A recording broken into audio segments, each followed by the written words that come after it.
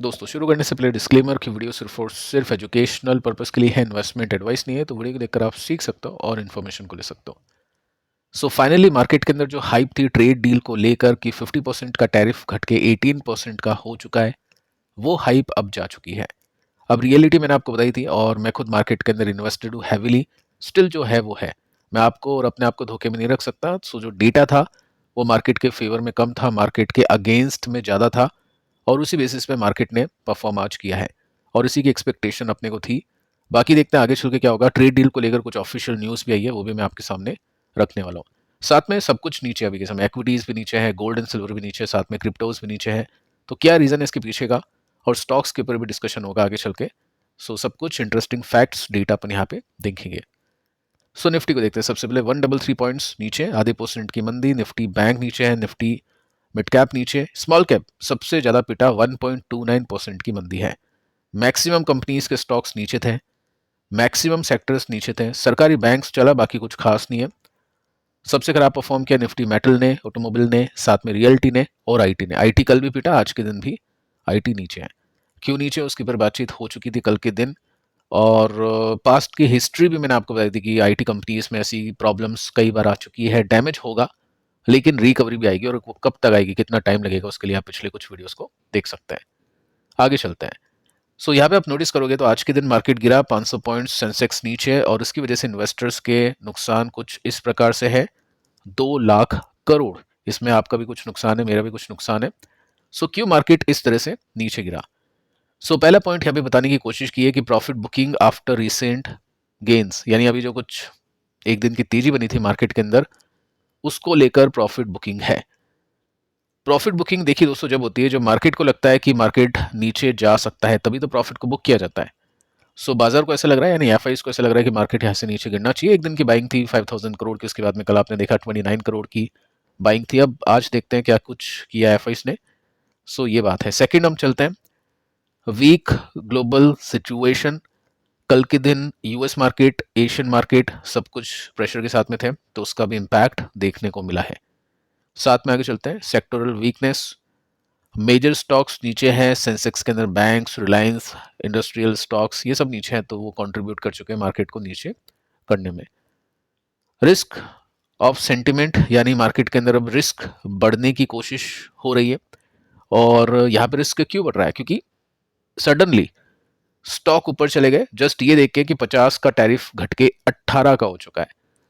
लेकिन मार्केट अब धीरे धीरे ये देख रहा है कि इस के लिए, यानी 50% के टैरिफ को 18% करने के लिए भारत सरकार ने क्या कॉम्प्रोमाइजेस किए होंगे, क्या प्रॉमिस किया होगा। सो वो धीरे धीरे अब मार्केट उसको भी कैप्चर करना शुरू कर चुका है। सो यहाँ पे आप देख सकते हैं 12:55 पर एक न्यूज आती है जिसमें इंडिया सेट है रिवील करने के लिए first part of trade agreement with US soon. So market चाहता तो यहाँ पे एक्साइट हो सकता था कि जिस चीज का इंतजार है वो आने वाला है, डील आने वाली है। बट मार्केट को डर है कि 50 से 18 तो ट्रंप ऐसे ही करेगा नहीं, कुछ ना कुछ तो लेगा बदले के अंदर। सो मार्केट को लग रहा है कुछ खराब हो सकता है, इस वजह से मार्केट के अंदर प्रेशर देखने को मिला है। ऐसे नहीं कह रहा हूँ कि ऐसा खराब ही होगा, जस्ट मार्केट का जो डेटा है वो बता रहा हूँ, हो सकता है अच्छा हो। अच्छी बात है, सबके पैसे ऊपर जाएंगे, बहुत अच्छी बात है, लेकिन जो डेटा है वो आपको कुछ इस तरह के इंडिकेशन दे रहा है। ठीक है, आगे चलते हैं। साथ में आप देख सकते हैं इंडिया के ट्रेड मिनिस्टर को बिलीव है, शब्द देखिए बिलीव है, कि कंट्री पोटेंशियल रखती है परचेज करने का 500 billion worth of goods from US. यानी मार्केट ने जो सोचा था, जो एक्सपेक्टेशन की थी, मार्केट को न्यूज़ कैसे मिलती है, इनसाइडर से मिलती है। इनसाइडर कौन होते हैं, ये नेता लोग ही होते हैं इनसाइडर। ठीक है, पॉलिटिशियन, इन सबसे ही न्यूज़ मिलती है। सो 500 बिलियन की हमने बात सुनी थी कि भारत सरकार ने प्रॉमिस किया है कि हम आपसे 500 बिलियन वर्थ का माल खरीदेंगे, आप टैरिफ कम करो। सो मार्केट ने इसको नेगेटिवली देखा था, और मैंने आपको बताया था कि न्यूज़ अभी तक ऑफिशियल नहीं है, सच नहीं है। अब इंडिया के ट्रेड मिनिस्टर इस तरह की बातें करेंगे, हाफ ट्रिलियन की बातें करेंगे, 500 बिलियन डॉलर की बात करेंगे, तो ऑब्वियसली मार्केट को लगेगा कि वो जो सारे पॉइंट्स थे वो सब सच थे। ये डील इंडिया के अगेंस्ट में है, ट्रेड डील नहीं है, फेल डील है। ठीक है, तो इस वजह से मार्केट नीचे है। लेकिन अच्छी बात यह है, यहाँ पे इनसे पूछा गया कि प्रॉमिस तो नहीं किया ना आपने, तो यहाँ पे मेंशन कर रखा है कि कंफर्म किया है कि no investment promise were made to the US. कोई भी प्रॉमिस नहीं किया है। अब देखते हैं दोस्तों क्या होता है। ये इन्वेस्टमेंट का प्रॉमिस है, बाकी 500 बिलियन का भी कोई प्रॉमिस अपन ने देखा नहीं, बिलीव मेंशन किया है। तो आगे चल के जो ट्रेड डील है उसके अंदर आपको पता चलेगा। साथ में देखिए दोस्तों, यहाँ पे मेंशन कर रखा है कि first part of India US deal complete होने जा रही है। जॉइंट स्टेटमेंट एक्सपेक्टेड जो आपको मिलेंगे 4 से लेकर 5 दिन में। तो 4-5 दिन नेक्स्ट बहुत ज़्यादा अनसर्टेन होने वाले मार्केट के अंदर ट्रेडर खास करके बहुत सावधानी से प्ले करें, कुछ भी हो सकता है। और फिर पता ही चलेगा अपने को 4-5 दिन बाद अपने को क्लैरिटी मिलेगी कि मार्केट का डायरेक्शन क्या हो सकता है, सोने चांदी का डायरेक्शन क्या हो सकता है, वो अपने को डील आने के बाद में खबर मिल जाएगी। ठीक है, आगे चलते हैं और निफ्टी के टेक्निकल सिचुएशन को देखते हैं। यहाँ पे साफ साफ आपको मार्केट बता रहा है कि मैं कमज़ोर हूँ, मेरे पास ताकत नहीं है। यहाँ तक मैं पहुँच तो चुका हूँ, लेकिन पावर नहीं होने की वजह से यहाँ से मैं एक दिन में नीचे आ गया, उसके बाद भी मैं सस्टेन यहाँ पे नहीं कर पा रहा हूँ, स्ट्रगल कर रहा हूँ। सो होता क्या है, जब भी कोई गैप अप होता है, सो सपोर्ट टूटता है, तो रेसिस्टेंस, ये जो रेसिस्टेंस था ये सपोर्ट बन जाता है, इसका मतलब गैप फिल होता है। सो हम देखें तो यहाँ पे स्ट्रेंथ तो है नहीं, और हो सकता है ये गैप फिल मार्केट करे यहाँ से और नीचे लुढ़क के।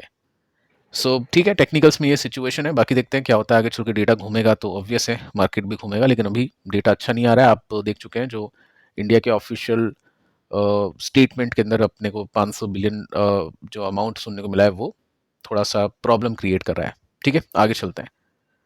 क्रिप्टो बिटकॉइन 5% के साथ में नीचे। अच्छा, कमेंट करिए कि किसके पास में है, कौन इन्वेस्ट करता है क्रिप्टोस में और कौन से प्लेटफॉर्म से करता है, क्योंकि मेरे पास में नहीं है बिटकॉइन क्रिप्टोस, लेकिन देखना है कि क्या प्रोसेसिंग है, क्या क्या होता है इसके अंदर। और सबसे इंपॉर्टेंट यहाँ पे ये है सीखने के लिए कि ये जो चलता है गिरता है वो प्योर जो डिमांड एंड सप्लाई होती है उसके बेसिस पे चलता गिरता है। यहाँ पे कोई फंडामेंटल्स नहीं होते हैं, कोई रेशियोज नहीं होते हैं।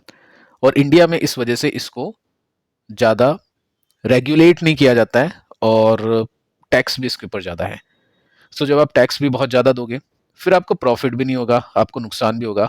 तो क्रिप्टो इन्वेस्टर्स मुझे लग रहा है अभी के समय परेशान ही है, क्योंकि प्रॉफिट भी नहीं है, और साथ में जो प्रॉफिट होगा तो टैक्स भी ज़्यादा देना पड़ेगा, और साथ में ये जो गिरावट है ये भी काफ़ी बड़ी है। क्योंकि आप देखोगे ना तो इसके अंदर एक साल के अंदर वैसे अगर हम देखें तो 26% नीचे है, लेकिन ऊपर से देखें तो 40% नीचे है। यानी इक्विटी से भी ज़्यादा पिटाई यहाँ पे देखने को मिली है। तो कहने का मतलब यह है कि कहीं पर भी इन्वेस्टर नहीं बच पा रहा है। वो इक्विटी में इन्वेस्ट करेगा, वो वहाँ पे जाएगा।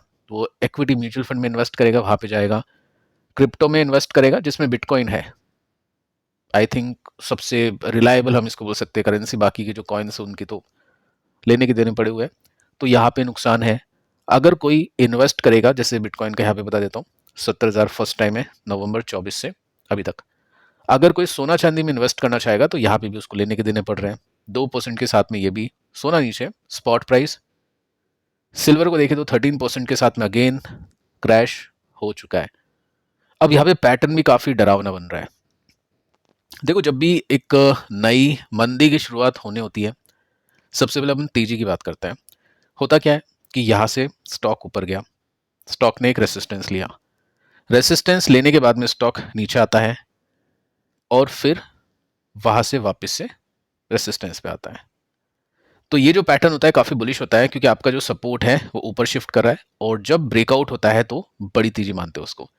अब इस पैटर्न को उल्टा कर लो, और वही उल्टा पैटर्न यहाँ पे सिल्वर में देखने को मिल रहा है, जो कि वीकनेस का इंडिकेशन है कि स्टॉक ने गिरावट दिखाई, सिल्वर ने तेजी में कोशिश की, लेकिन वापस से यहीं पे अगर ये गलती से ब्रेकडाउन हुआ तो क्लियर कट ये एक बड़ी गिरावट आपको दिखा सकता है।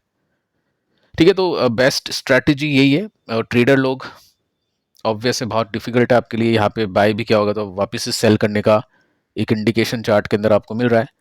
सो ये सब करना पड़ेगा ट्रेडर्स लोगों को। बाकी इन्वेस्टर का सिंपल सा फॉर्मूला है, अगर इन्वेस्ट कर रखा है 100% इक्विटी में, तो धीरे धीरे गोल्ड एंड सिल्वर में एक्यूमुलेशन वो करेगा फॉर लॉन्ग टर्म। और ये गोल्ड, देखो सिल्वर की बात अलग है, लेकिन गोल्ड में इन्वेस्टमेंट रिटर्न्स के लिए नहीं करते, इंश्योरेंस के लिए करते हैं कि आपका पोर्टफोलियो सेफ रहे।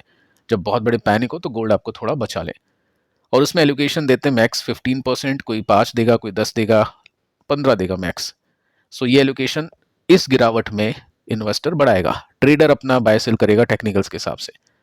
ठीक है, सो बिटकॉइन का मुझको आइडिया नहीं है, इक्विटी का बता चुका हूँ, और गोल्ड एंड सिल्वर में किस तरह की सिचुएशन है वो अपन यहाँ पे देख चुका है। सो क्यों सब कुछ क्रैश कर रहा है एक साथ, ये बहुत इंटरेस्टिंग क्वेश्चन है, क्योंकि हम अपन ने ये देखा है कि गोल्ड एंड सिल्वर गिरते तो इक्विटी चल जाता है, कभी दोनों गिरते भी है, दोनों चलते भी है, बट फिर एक को ऊपर जाना होता है, एक को नीचे जाना होता है, वो अलग बात है, वो अभी नहीं हो रहा है। लेकिन सब कुछ क्यों गिरा है एक साथ, उसको चेक कर लेते हैं। सो यहाँ पे सबसे मेन रीज़न है यूएस डॉलर का स्ट्रांग होना, क्योंकि जब यूएस बॉन्ड यील्ड बढ़ती है, डॉलर इंक्रीज करता है, सो गोल्ड से पैसे निकलते हैं, स्टॉक से निकलते हैं, क्रिप्टो से निकलते हैं, तो सब कुछ नीचे गिरते हैं। ये एक रीज़न यहाँ पे माना जा रहा है। सेकंड, अगर हम देखिए तो ग्लोबल रिस्क ऑफ मोड हो चुका है, मतलब सब कुछ बेचना है। इन्वेस्टर से भी इसमें काफ़ी डरे हुए हैं ट्रम्प चाचा की वजह से, कि कुछ भी हो सकता है, कुछ भी बोल सकता है, अभी यहाँ पे कभी वहाँ पे। खुद के जो अलायंस है उनको ही नहीं छोड़ रहा, तो बाकी वो क्या छोड़ेगा। तो ये एक सबसे बड़ी प्रॉब्लम है। अब ट्रम्प जिसको लेके आ रहा है उसमें भी कभी रेट कट करने की बात हो रही है, कभी क्या हो रही है, तो बहुत ही अनसर्टेनिटी है, इसलिए इन्वेस्टर्स अभी के समय थोड़ा बेच के हर जगह से निकल रहे हैं। ठीक है। साथ में आप ये देख सकते हैं कि जो फंड्स है, जो म्यूचुअल फंड्स है, जब गिरते हैं तो उनमें भी एनएवी बिकती है, लोग अपनी एनएवी को निकाल लेते हैं। तो म्यूचुअल फंड ने मेजरली अभी के समय टेक कंपनीज ली हैं, तो वहां से पैसे निकल रहे हैं, बिटकॉइन भी ले रखे हैं, और साथ में गोल्ड के ईटीएफ भी है। आपने जो फंड्स देखे, अभी मैंने आपको बताया, तो multi asset funds, gold and silver अभी तक थे नहीं उनके पास में नवंबर तक, दिसंबर जनवरी में मोटी बाइंग की है। और वो बेच भी देते हैं, क्योंकि वो इमोशंस के साथ में नहीं खेलते, वो लॉजिक के साथ में खेलते हैं। उनको लगेगा कि हाँ बेचना है, तो वो कल खरीद के आज बेच भी देंगे। सो यहाँ पे ये सब चीजें चल रही है, इस वजह से सब कुछ नीचे जा रहा है। चलिए दोस्तों, अभी स्टॉक्स पे आते हैं। कुछ कंपनीज की अर्निंग्स देखते हैं जो कि ओपन मार्केट में आई थी। रिएक्शंस आपको दिखी जाएगी यहाँ पे परसेंटेज में। सो फर्स्ट कंपनी है यूनो मिंडा, 2% की तेजी। यानी बाजार को नंबर्स पसंद आए, 2% की तेजी है, तो नंबर्स बहुत पसंद नहीं आए, ओके ओके लगे। मार्जिन्स में कुछ खास चेंजेस नहीं है। रेवेन्यू बढ़ चुका है, 40 का 50 हो चुका है। गाइडेंस आप देख सकते हैं, 9 महीनों की जो मार्जिन है कंपनी ने यहाँ पे 11.5 का मेंटेन किया। पूरे साल की गाइडेंस कुछ ऐसी है 11% के आसपास की। ठीक है, आधा परसेंट प्लस माइनस हो सकता है। सो ठीक है, कंपनी गाइडेंस के हिसाब से चल रही है, तो स्टॉक भी उसी हिसाब से चल चुका है। वीनस पाइप, इसके रिजल्ट कैसे हैं? प्रॉफिट 256 है 180 के कंपैरिजन में, तो अच्छी ग्रोथ देखने को मिली है। प्रॉफिट के मार्जिन अनचेंज है, सेल्स बढ़ चुकी है। मार्केट का रिएक्शन था न्यूट्रल, ओके। अगली कंपनी मैक्स हेल्थ केयर, 1.50% की तेजी। ये 1-2% की तेजी को न्यूट्रल ही मानो, कोई बहुत अच्छी रिजल्ट नहीं है, ये मत सोच लेना गलती से भी। ठीक है। सो यहाँ पे हम देखिए तो मार्जिन के अंदर कुछ खास चेंजेस नहीं है। प्रॉफिट इसके देखो यहीं पे आपको समझ में आएगा, 3.9 की एस्टिमेट थी, प्रॉफिट आया है 3, यानी एस्टिमेट से नीचे है। सो ये धोखा है 1% की तेजी की। सोचे इन्वेस्टर 1% से कुछ नहीं होता, 1% तो ऐसे ऊपर नीचे हो जाते हैं। तो ठीक है, नंबर्स एस्टिमेट से नीचे हैं, नंबर्स वीक है, हम ये मान सकते हैं। इसके बाद में आगे चलते हैं। पेज इंडस्ट्रीज, यहाँ पे चलो ठीक है, मार्केट को सही लगा, 4% के आसपास की तेजी, और इसमें मार्जिन हल्के से हुए हैं कम। मैंने आपको बता दिया था गाइडेंस की, Q3 की गाइडेंस ऐसी थी कि कंपनी मार्जिन में खराब करेगी, तो मार्केट ने वही सोचा हुआ था कि मार्जिन में खराब करेगी। स्टॉक ऊपर से 30% नीचे था अपने सपोर्ट पे, तो मार्जिन में खराब तो किया कंपनी ने, बट इतना खराब नहीं करा, तो मार्केट को पसंद आया। डिविडेंड 125 रुपीज़ का, स्टॉक भी काफ़ी महंगा है, 35,000 का। गाइडेंस आप देख सकते हैं यहाँ पे 19.21% की गाइडेंस थी पूरे साल की, लेकिन अभी मार्जिन दे दिए 22.3, तो ये बाजार को पसंद आया, और इस बेसिस पे यहाँ पे अच्छा परफॉर्मेंस कंपनी ने किया है। आगे चलते हैं, आरवीएनएल को देख लेते हैं। यहाँ पे स्टॉक ने कुछ किया नहीं खास, रिजल्ट आए थे अच्छे नहीं है, 5 का मार्जिन 4 हो गया, कम हो गया। प्रॉफिट भी इसके ड्रॉप कर गए, रेवेन्यू भी अनचेंज रहे। सो नंबर्स अच्छे नहीं है, और ये मार्केट को पता था। आपको टेक्निकल खुद बताते हैं कि बजट के बाद नहीं चला तो फिर क्या ही चलेगा। सो रेलवे कंपनीज में भी और इंतजार इन्वेस्टर्स का है। बर्जर पेंट्स, कल कंपनी ने न्यूज़ दी थी कि एक जगह पे हम प्लांट स्टार्ट करें जहां से अपनी लागत कम आएगी, अच्छी न्यूज़ थी। रिजल्ट के अंदर कुछ खास नहीं है। प्रॉफिट आप देखोगे तो स्लाइटली कम हुए हैं, 3 से 2.71 हो चुके हैं। रेवेन्यू अनचेंज है, ना ग्रोथ ना डी ग्रोथ। प्रॉफिट के मार्जिन हल्के हुए हैं, थोड़े से कम हुए हैं, तो बाजार ने रिएक्शन अच्छा नहीं दिया, तो रिजल्ट अच्छे नहीं थे। टेक्निकल्स को देखते हैं। यूनोमिंडा ओके है, कुछ खास नहीं है ऐसा कि गजब की तेजी आएगी, बट हाँ गिर भी इतना कुछ खास नहीं रहा है, तो इसको हम ओके चार्ट बोलेंगे, न्यूट्रल हम इसको कह सकते हैं। वीनस पाइप, वैसे अगर हम देखें तो 1% की तेजी का रिएक्शन था, बट उसको अच्छे नंबर्स में नहीं बोलूंगा, बाकी देखना पड़ेगा कुछ और कैंडल कैसी बनती है। फिलहाल तो स्टॉक वीकनेस में है, अगर कुछ अच्छी कैंडल बनती है, यहाँ से ब्रेकआउट्स वगैरह होते हैं तो ठीक है, रेसिस्टेंस की एक्सपेक्टेशन कर सकते हैं, बट यहाँ की एक्सपेक्टेशन नहीं करनी चाहिए क्योंकि वैसे रिजल्ट नहीं है। सो एक दो दिन और देखना पड़ेगा, और अगर गिरता है तो फिर सोच लेना थोड़ा, और ये परेशान करेगा। साथ में max health care, clear cut direction खराब है, काफ़ी लोग इसमें इन्वेस्ट कर चुके हैं और ये गलती करते हैं कि खरीदता रहूँगा जितना गिरेगा, वो मत करो। जब तक प्राइस सेटल नहीं होती है, जब तक नहीं करना चाहिए। रिजल्ट आपको अगर बता रहे कि रिजल्ट खराब है, टेक्निकल आपको बता रहे कि टेक्निकल वीक है, तो खरीदने वाला फिर क्यों ही खरीदेगा? अगर कोई खरीद रहा है तो फिर वो बेवकूफ़ी होती है, ठीक है? तो वो सब चीज़ें आप समझ सकते हैं, होल्ड कर सकते हैं ऐसी कंपनीज को क्योंकि अच्छी कंपनीज होती है, बट खरीदने का टाइम खुद आपको चार्ट और टेक्निकल फंडामेंटल्स रिजल्ट कंपनी बताएगी, मतलब कंपनी खुद कहेगी कि अगले कुछ क्वार्टर में अपन अच्छा करने वाले, तो जब वैसा होगा तो आपको पता चल जाएगा। साथ में पेज इंडस्ट्रीज में, ठीक है, यहाँ पे गाइडेंस अच्छी दी है और गाइडेंस को बीट किया अभी 9 महीनों की, यानी 3 क्वार्टर के नंबर्स में। सो ये बाजार को अच्छा लगा। स्टॉक ऑलरेडी नीचे है, मार्जिन कम हो गए कंपनी के, बट इतने कम नहीं हुए जितने कम एक्सपेक्ट किया था। एक दो दिन और यहाँ पे सस्टेन करता है, अच्छी कैंडल, कुछ छोटे ब्रेकआउट्स होते हैं, तब एक्सपेक्टेशन की जाएगी यहाँ पे। लेकिन दोस्तों ये जो तेजी बनती है ना, ये सोच लेना थोड़ा, 1 1 साल का टाइम लगता है, 24 से 25 लग गए इसको यहाँ से यहाँ, तो 26 पूरा जा सकता है 40% के लिए। तो ये सब डेटा आपको देखना होता है। मैं ब्रॉडर चार्ट आपको बताता हूँ, वीकली चार्ट, ताकि लॉन्ग टर्म की सिचुएशन क्लियर हो। आरवीएनएल कुछ खास है नहीं, स्टॉक अपने सपोर्ट पे है, वही बाय कर रहा है जो 3 साल 4 साल 5 साल शांति से बैठ सके, जिसको कॉन्ट्रा बायर बोलते हैं कि हो सकता है इससे पहले कुछ अच्छा हो जाए, लेकिन अभी कुछ अच्छा नहीं होगा, वो दिख नहीं रहा है इसके अंदर। साथ में बर्जर पेंट्स नंबर्स ओके हैं, थोड़े से हल्के हैं, सपोर्ट अगर बच गया तो अच्छी बात है, धीरे धीरे ले देके 1 साल में हो सकता है 30% दे, और नहीं तो फिर रिजल्ट अच्छे नहीं है, वो चीज़ आपको पता ही है। सो फिलहाल दोस्तों इस वीडियो में इतना ही। मेन जो फोकस है ट्रेड डील को लेकर, अगर कुछ अच्छा होता है तो ये सभी स्टॉक भी अच्छा करेंगे, क्योंकि बाजार फिर सोचेगा अगले क्वार्टर में नंबर्स अच्छे आएंगे, फिर वो पिछले क्वार्टर को भूल जाएगा, गाइडेंस वगैरह सब भूल जाएगा। सो मेन है ट्रेड डील, हो सकता है मोदी जी ने कुछ सही किया हो और जो इन्वेस्टमेंट एफआई का मार्केट के अंदर वापस से आ जाए। तीनों वीडियोस आप देख लेना, कल के इंपॉर्टेंट है। मिलते हैं नेक्स्ट वीडियो में, तब तक के लिए बाय बाय।